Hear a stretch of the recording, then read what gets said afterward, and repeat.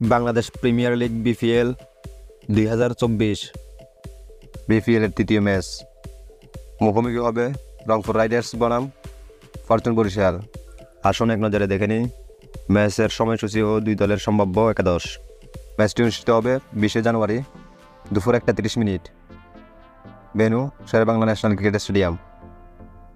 Rangpur riders দলের একাদশ: number 1 Babar Azam, number 2 Rony Talukdar, number 3 Nicholas Pooran, number 4 Shakib Al Hasan, number 5 Nurul Hasan Sohan, number 6 Wanindu Hasaranga, number 7 Shamim Patwari, number 8 Azmatullah Omarzai, number 9 Sheikh Mehedi Hasan,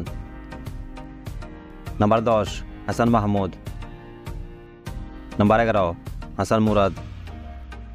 Fortune Barishal দলের একাদশ: